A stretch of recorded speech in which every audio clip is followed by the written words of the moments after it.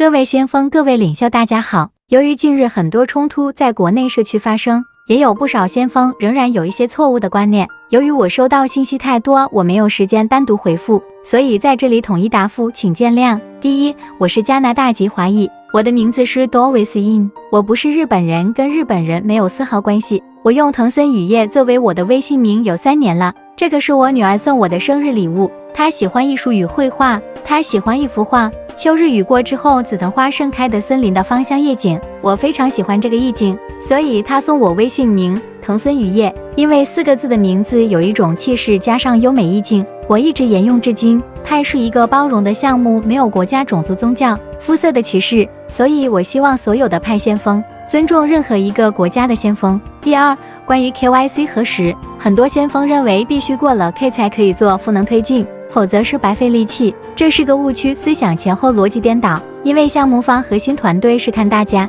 推进的进度在决定 K 的速度，如果大家都在等，那么 K 就永远不会开始。尼古拉斯博士说了，派的价格由先锋决定，如果价格未定就不能全部通过 K， 原因很简单，如果项目方不知道先锋心中的共识价是多少，如果贸然开放 K， 后果不堪设想。很多人急着变现，如果价格低，很多人又被迫还债买房买车，那么这个币很快会用完，生态无法做，更不用说世界结算货币了。所以必须等到社区达到安全的价格，而且更多的先锋有坚定的信仰，才可以大面积 K。那么 K 需要担心吗？不需要，因为真人就可以过，3分钟就可以搞定，除非没有拍照清楚。我们已经通过的不也是什么也做不了吗？都锁仓了，而且没有开放易货，所以过与不过有何区别？过 K 不是考大学，有可能考不过。你是真人怕什么？是项目成败重要，还是自己的 K 重要？第三，关于变现转换器这个误区，我谈了很多次，但是我发现还是有人天天问我，再次解答。白皮书没有说到封闭主网有转换器，封闭期就是养成派式货币的习惯，打造内循环需要而创造派的价格，让社区产生更多的交易记录，得到价格。我们已经代表中国区和国际区递交了报告，关于是否可以在适当的时候让商家有转换器的提议，核心团队收到但是没有答复。第四，关于商家捕获资金，在封闭主网期的目的就是赋能和创造价格，不是需要商家提供所有的货品，所以商家自己掌握自己多少能力做多少事情，不需要把所有的资金全部投入。因为我们的社区商家都是先锋，所以也是在为自己赋能。那么项目方监督管理派链，这个是国际性大公司，不会只依靠社区的商家提供产品，社区外部的商家进入派链商城需要一个价格的依据，那就是我们社区的商家提供的参考，这样有利于派链形成一个慢慢统一的价格，为未来的其他生态打下基础。第五，关于团结，我在腾讯会议说了，我们支持314159美金价格的所有先锋，需要尊重其他的团队价格导向，但是不去追随，大家一起为派赋能，让市场来决定最后开放主网的价格，不管6700美金或者314万，我们都尊重你们的选择，不需要互相评价，各自找到赋能自己的商家进入商城。还是那句话，市场规律会优胜劣汰，一切以事实说话。我们需要把精力用在赋能的道路上，没有必要一定要对方认可，同时也不需要攻击、侮辱、谩骂。另外，派有200多个国家的先锋，所以不建议上升到国家的角度去评价任何人、任何先锋、任何领袖和商家。第六，项目方只负责项目的研发和推进，根据社区需要做部署，但是项目方不会参与定价，也不会干涉社区内部，社区的问题需要社区内部解决，所以不要要求项目方封号，封号是违反了派协议的时候才会执行，社区的价格不会是封号的原因。第七，关于聊天室，我们先锋需要尊重聊天室管理员的付出，关于价格问题不适合在聊天室讨论，价格是社区内部的事情，在社区讨论，如果有技术上的问题需要帮助，去请管理员帮忙即可，也不要对管理员发表任何的议论，他们有他们的立场，我们尊重。项目方不可以参与价格，商城不可以参与价格，管理员更不适合参与价格，除非以先锋名义发表个人观点。所以请各位先锋找到正确的场所。另外，国际共识价格已经确定，不需要再喊价格，我们只需要管理好自己的账号和团队，让团队的伙伴们了解派的价值和目前的共识价格，了解和支持商家即可。第八，我们目前的任务和状况，目前314159美金已经是全球派的统一语言，也是最流行语言。代表了社区一大部分都是支持此价格。对于不同价格的团队，只有创造交易记录，才可能对目前的价格产生一些影响。攻击其他人是不会实现自己的愿望的。由于314159的对接，商家很多，而且支持的先锋很多，已经占了绝对优势。所以我号召所有中华区先锋树立信心，耐心等待，不参与任何的争论，做好自己该做的事情。因为共识价格已经定了，不需要再讨论了。可以积极参与对接商家，也可以在国外脸书、照片墙影响更多欧美先锋接受314159。好了，感谢大家的支持，我们一起努力，相信项目方很快就有好消息的到来。黎明前是最黑暗最难熬，但是它很快就过去，曙光就在眼前。祝先锋们平安吉祥如意。藤森雨夜于加拿大多伦多50。以上观点仅代表我个人，仅供参考，不代表任何组织，更不代表项目方。Thank you. Well, we're pleased to have with us this afternoon Nicholas Kokolas. He's the founder of Pi Network. Nicholas, welcome to our program. Thank you very much for having me.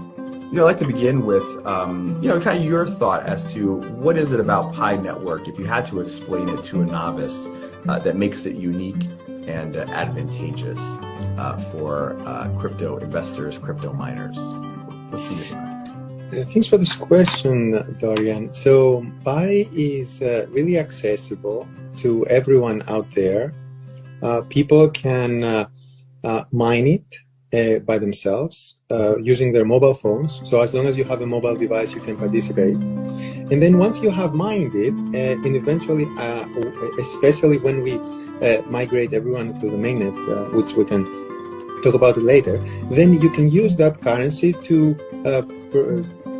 perform various activities on the network, which we call utilities. So Pi applications and other things. And the beauty of this is that even people who wouldn't be able to participate in this process, imagine someone in a country that they wouldn't have a bank account, or they wouldn't be able to, how do you acquire Bitcoin, for example, if you don't have a bank account, or if you have no way to enter? So anyone can actually enter, and then once they enter, they are able to participate in those activities. They are able to pay Pi to ask another pioneer for some type of labor, for example.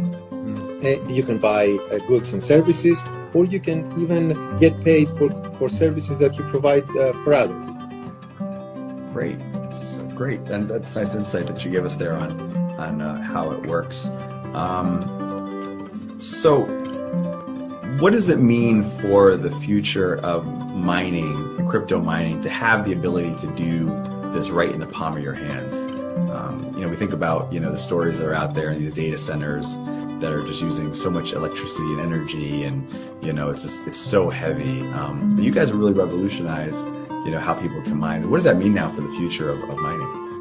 Yeah, I think this is the way to go, because if you think about it, Bitcoin proved to the world that it is possible to have digital currency, and it works. So the first time that it was implemented, it had to be with the way it was to be succeeded. So to succeed, it needed to have servers, it needed to be what it is. No matter how we started, now the world operates mobile. We are living in 2000, it's not 2009 anymore, it's 2022, and we're going to the future. So more and more people have exclusively mobile phones, and they don't have computers, or they're using their iPads and their mobile devices rather. So if you were by saying that you have to exclude all those people from the process, then you're already making something very restrictive. So I think that it is the future, and I believe that even all blockchains are thinking towards that direction. Great. Have you raised funding, and how do you guys make money?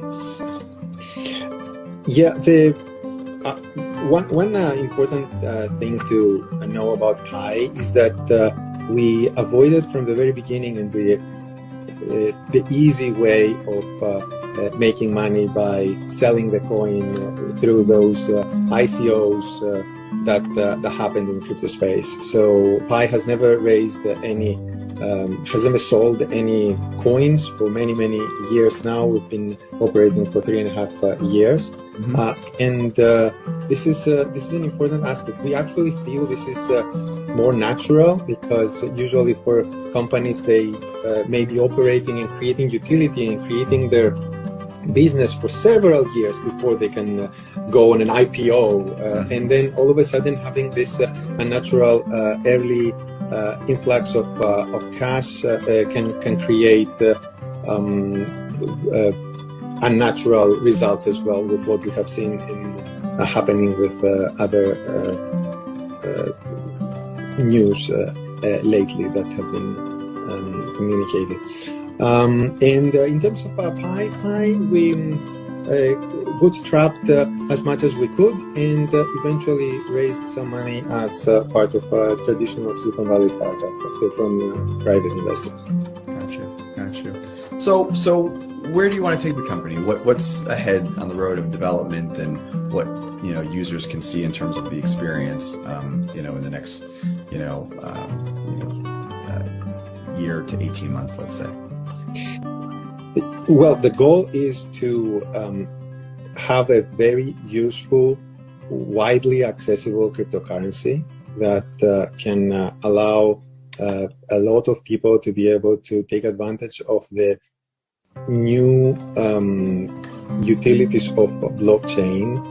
And by that I mean there is a lot of innovation that happens with smart money. So once money can have, some people call it smart contracts, there's multiple ways to think about it, but it's the first time in the world where you can have things like micro escrows or micro payments or other things that essentially creating a new era of possibilities in the world. So Pi is combining those facilities along with a large network of people participating to create something useful for the world. Specifically, that's for the longer term, as you said, a year and a half and beyond. In the meantime, from now until then, what's important is that we are currently in the process of completing KYC for the members of the network. So Pi is going to have millions of people who are crypto ready and KYC, then real people, real accounts on it. So we are currently in the process of doing this. And the goal is that once we have a large number of people who have initially KYC'd, to migrate their balances into their mainnet so that they can start exploring and using the currency. Gotcha. Final question.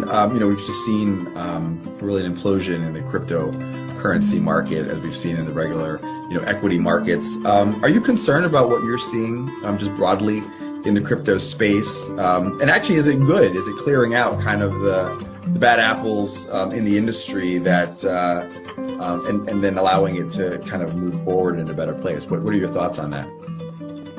Yeah, well, it's usually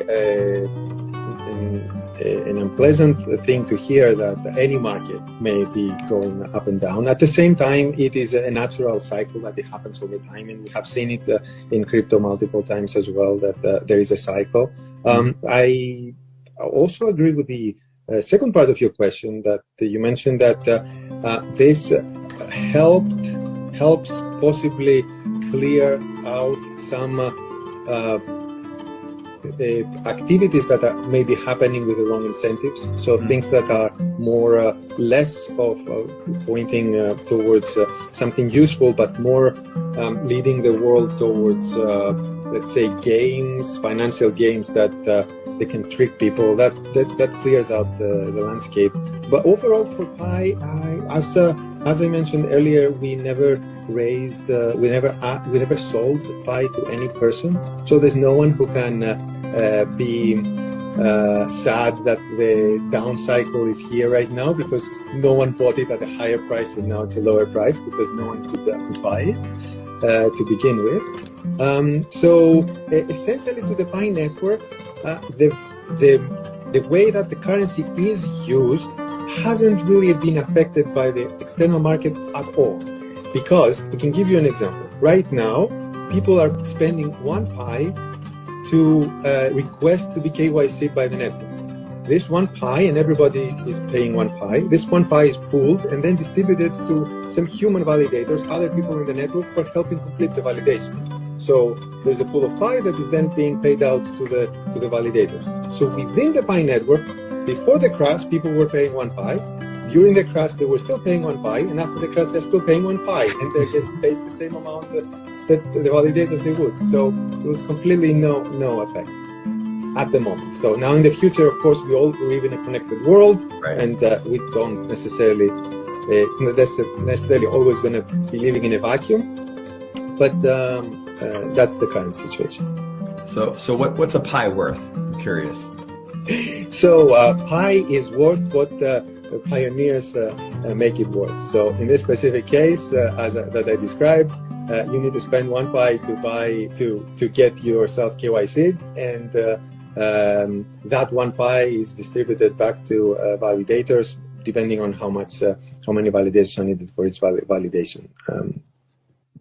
Great. Well, Nicholas Kokalis, we're grateful to have you with us today. Thank you so much.